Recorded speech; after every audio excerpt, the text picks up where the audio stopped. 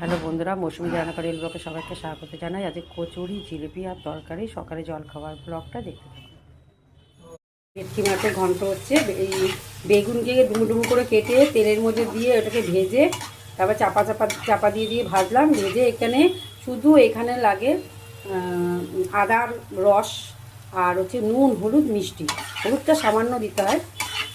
এটা দিয়ে করতে হবে, একটু মিষ্টি মিষ্টি হবে, আর কোনো মশলা নেই।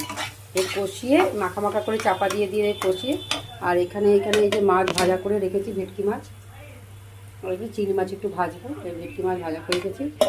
ভেটকি মাছ এবার এটাকে দিয়ে মাখা মাখা করে নামাবো। ভেটকি মাছের গন্ধ আর ডাল আর আলু ভাতে এর সাথে খায়। দেখতে থাকুন ব্লগটা। আর চিংড়ি মাছ ভাজা। বন্ধুরা, এই আলু ভাতে টমেটো দিয়ে আর পেঁয়াজ দিয়ে মাখা, চিংড়ি মাছ ভাজা, মাছ ভাজা, এই ভেটকি মাছের ঘন্ট, আর এখানে ডাল, দুপুরের খাবার। ব্লগটা দেখতে থাকুন।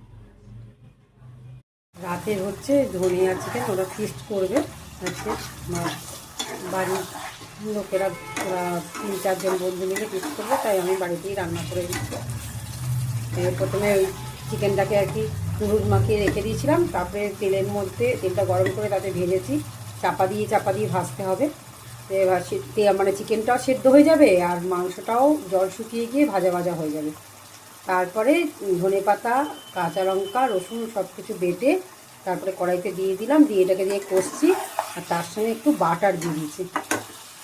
আর লাস্টে নামানোর সময় হয়ে গেলে, এখন গরম করে খেতে পরিবেশন করবো, তখন লেবু গাছ দেবো।